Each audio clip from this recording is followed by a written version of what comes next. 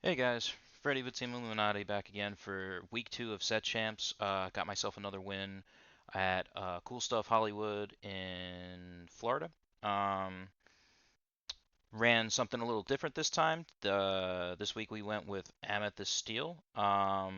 Still wanted to play my steel songs, but decided to change out yellow just to show a little variety. And see what happened. And we got the job done. So we'll go over the list and then we'll go over the rounds and matchups at the end, real quick, just to um, show you how the deck performed. Really fun deck. Definitely run it again. So without further ado, let's go with the list. We'll start with our one drops. First, we have Chernobog's Followers. We got 4 copies of that. One cost 2/1. When you quest it, you can banish to draw a card. Great card. You get to choose more or less when you want to draw that card. If you can keep it on for longer and get some extra lore out of them, awesome. If you need to use them to swing into anything with Crab, even better. But you kind of want to get as much lore out of them as possible. Pop them when you need to get to draw that card and keep it moving. Great card. Next, we got 4 copies of Diablo. One cost 0/1. Kind of the same thing as Chernobog. Replaces itself when it is banished. 0/1 body, quest for 1. He's just sitting there ticking away, getting lore when he can, and when he goes away, you get a card and he replaces himself. He's your ideal turn 1 opening into Steel Song because if they go turn 1 Cindy, you go turn 1 Diablo, and if they have the answer, at least you're drawing a card and you're not caring too much about it. Also, you can make some favorable trades if he's still on board with Crab. Um, take out a character, and then he also will still replace himself. So, great card overall. Uh, the last one drop we have is 3 Magic Broom. I only went with 3 copies because I felt I liked the other one drops better. Broom's awesome. His effect where when you play another character, you can banish it to draw a card. So you can do it on turns when you're really in a pinch, where you play him, play another character, and get the immediate card draw. But other than that, 1/2 body, quest for 1, more or less the same concept as the other 2 one drops. I just like the other ones better, so I only went with 3 copies of this. Next, we got our 2 drops. We went with 3 Calhoun. Great card to keep pace with aggro decks. 2 cost uninkable, 3/2 body, quest for 1, resist 1, and when you banish a character in a challenge, you gain 2 lore. So, um, kind of like a mini Robin Hood. Really good on the draw. I don't really play her too much on the play, uh, but when she's there, I try to stick her, and if I can get some favorable trades with Crab, trading up, even better, and you get 2 lore along the way to keep pace, and really get into aggro decks. Next, we got 4 copies of Mr. Smee. Mr. Smee, Bumbling Mate. Like I said in my previous Steel Song video, he's one of the best 2-drop characters in the game. 3/3 body, quest for 2, takes a ping when there's no captain while he's exerted, but unfortunately we can't set up for Rapunzel in this deck, but it's no big deal because if he gets 2 ping on him and he's still on board, you can bounce him with a snake or a fox and get him back on board and keep questing away. Overall, great character and um, applies pressure when you need to. Next, we went with 3 copies of Snake. Um, I know everyone usually runs 4 of this card, but it's not something I want to see early. I kind of want my 1s and 2s to stick. Um, so for me, it's a little slow in the beginning, but I definitely want to see it later in the game. So I just trimmed 1 copy. Um, 2 cost inkable, 3/3 body. I mean, everybody knows what the min package does at this point. Um, Bouncing rabbits and smees and crabs and other cards that you need to um, or and goat to go for game. Great card, great stat line. Not too much else to say about that. Next, we'll move on to the 3 drops. We went with 3 copies of crab. Merlin Crab, 3 cost inkable, 3/3 body, quest for 1 on play, and when he leaves, gives a character challenge 3. Use it a lot to trade into um, bigger bodyguard characters like Chenpo, or take favorable trades when the 1-drop Diablo is still on the field, or even Chernobog or the Magic Broom. Sometimes they're better off for better trade ups than just getting the card. Um, Good for location boosts when you need to try to take that out with a fox. He's he helps you get over a lot of the higher willpower characters, and he's a great card overall. Next, we went with 4 copies of Madam Fox. Um, your main beat stick, 3 cost inkable, 4/3 body, quest for 1, and has rush. So she came up a lot during this set champs, especially playing into the blue steel aggro variant list. Had to hold her to make sure that when Alice quested and they didn't have the bodyguard to uh, protect her, that we instantly take out that Alice, because Alice becomes a big problem the longer you let her stick. And since she has ward, you can't target her with any of the songs that we have in the deck. So Fox was a big key player. Great card. Just, you know, bouncing rabbits, bouncing crabs, taking out challenging characters, problematic characters. Um, Next, in the 3 slot, we went with 2 White Rose, 3 cost uninkable, 3/3 body, quest for 1, and on play gives you a lore. These are just your extra copies of Merlin Goat. Um, doesn't have the added benefit of when it leaves, it gets a lore, but um, on 3, still a great static card just to get down. Sings your 3 cost songs, which there's a couple in the deck. So, good card. Like I said, just an extra few copies of Goat. Next, we went with one of the newer set cards in Giant Cobra. Um, it came up sometimes. It's really good. 3 cost, 4/4 body, quest for 1. That when you play the card, you can discard a card and gain 2 lore. So it was really good at closing games. In the later rounds. The Vanish is a little bit the Vanish tag on it is a little worrisome sometimes. In a heavy steel meta, you don't really want to play this down early because it could just get zapped with like a storm, and even though it only does 2 damage, as soon as it's targeted, you have to banish the character. Loses to stuff like improvise, little things that people are running to um, 1 or 2 copies of in their deck, or like I said, in the heavy steel song, any song can just ping this for 1 and it goes away. But really good at closing games. So in the early game, he's usually ink, but in the late game, you love seeing it, because if you're sitting on 18 and this is the last card in your hand, if you're not playing into discard, you draw, play Cobra, discard, and that's game. So great card. Mm, Don't mind the sleeve change. We're already building our next deck for week 3, but we have Pete, games referee. Can't build a steel deck, I think, without Pete right now. Uh, 3 cost inkable, 3/3 body, quest for 1. On play, your opponent can't play actions until the start of your next turn. Like I said in my other video, he locks up games when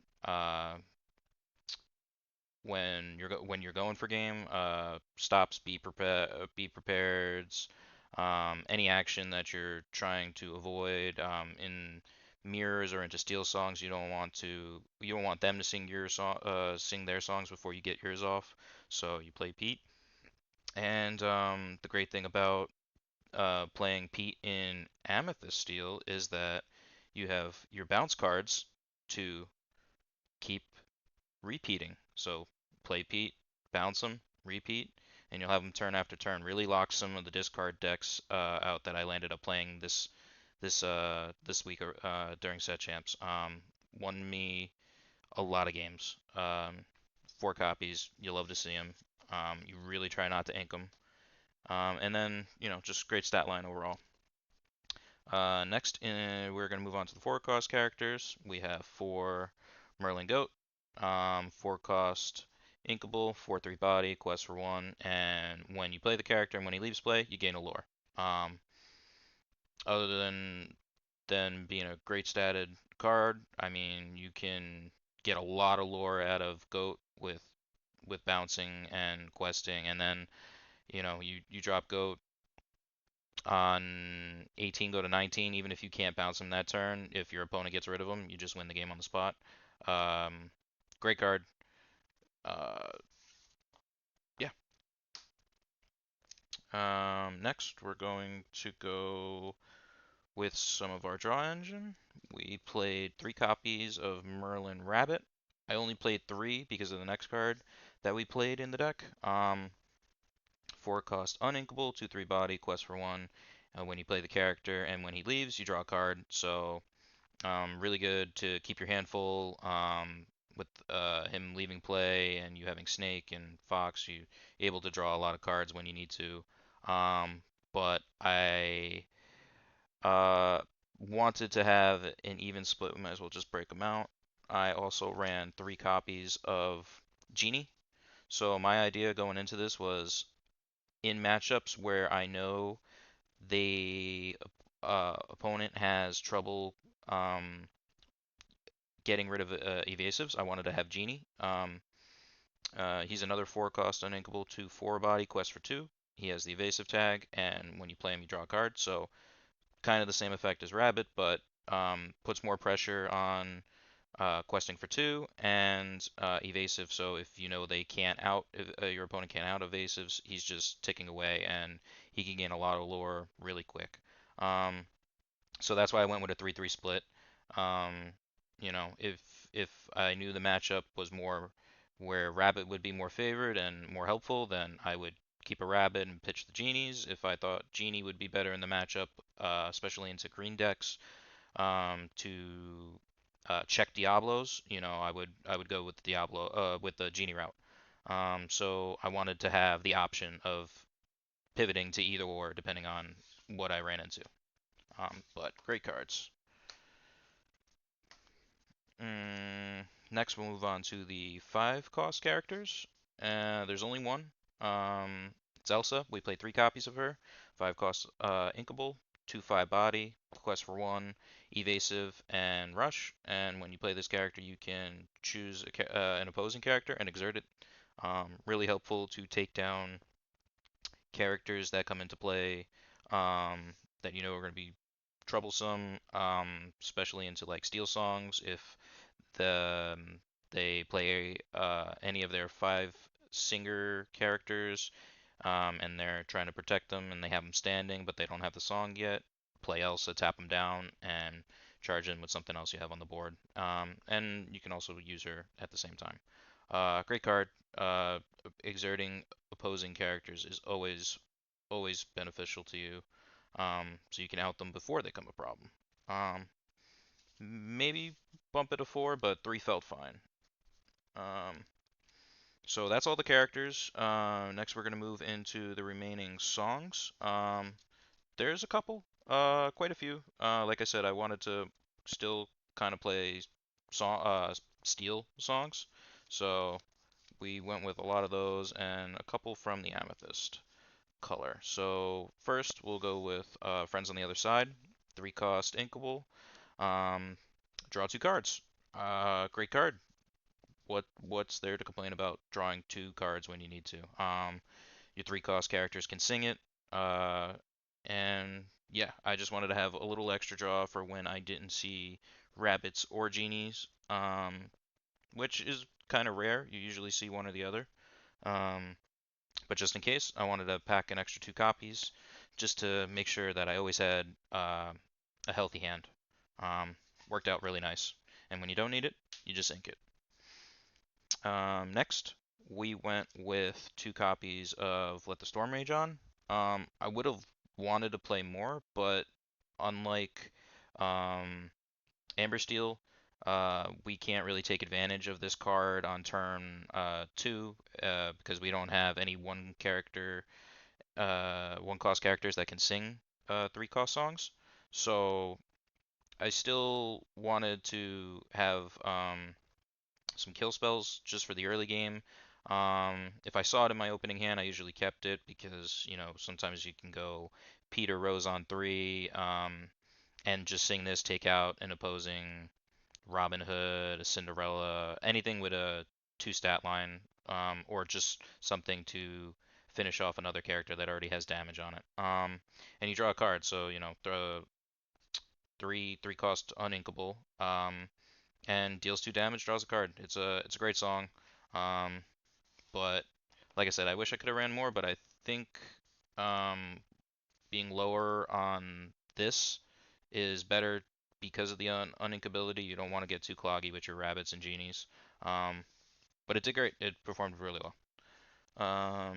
Next, we went with Strength of a Raging Fire. We went with 4 copies. Three cost inkable.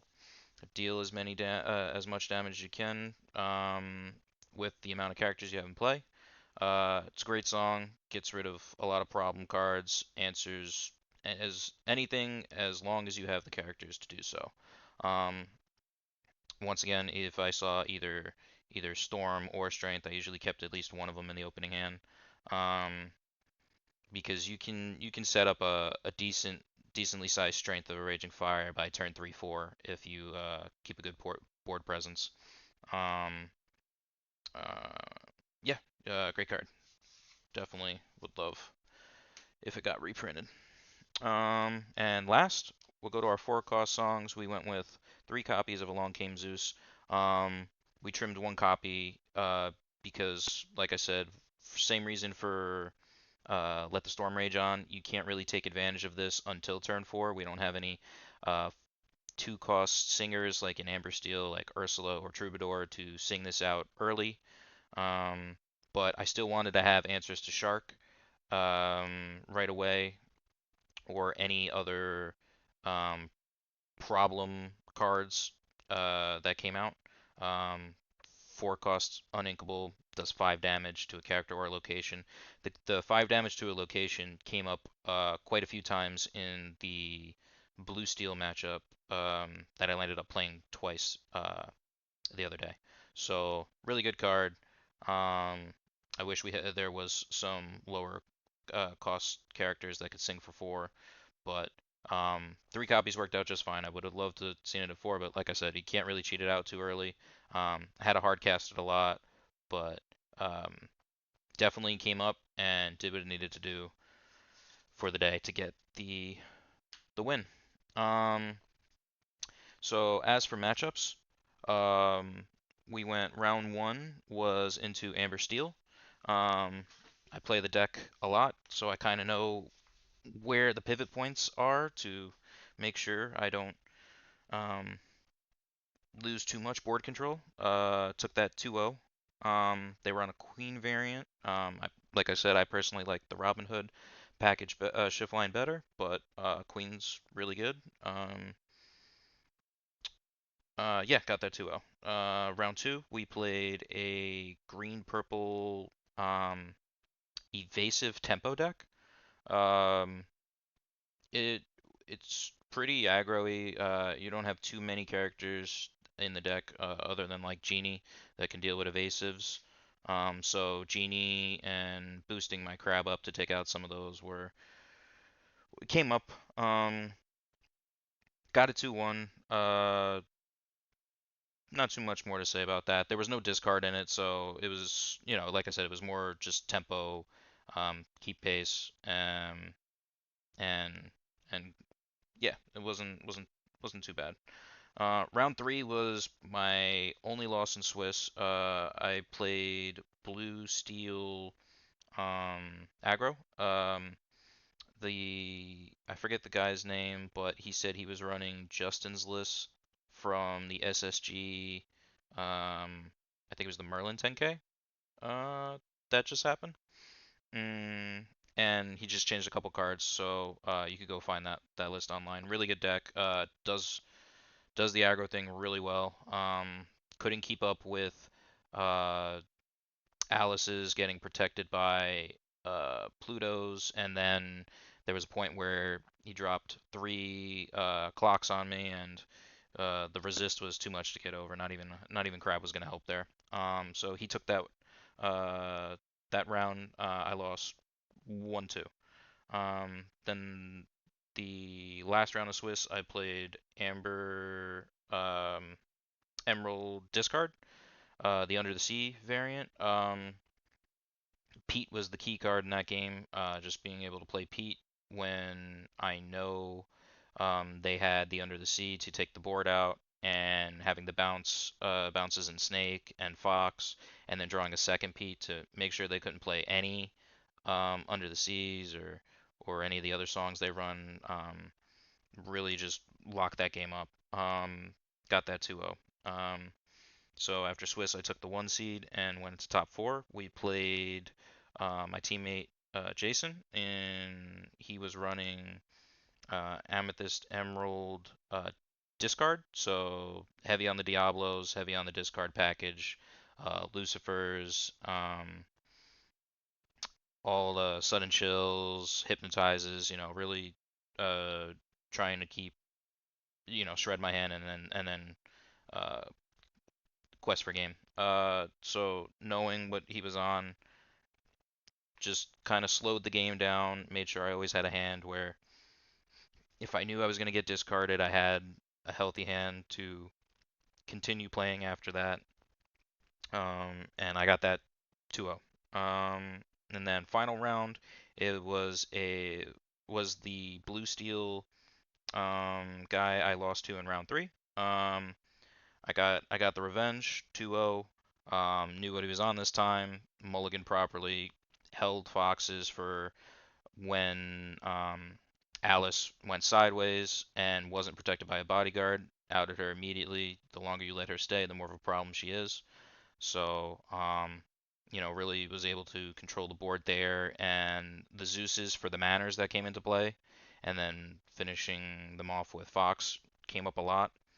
Um, so, like I said, I'd already played him in round three, so I knew he was on this time. I'm on the play. It was much easier to mulligan properly for that, and then take the win.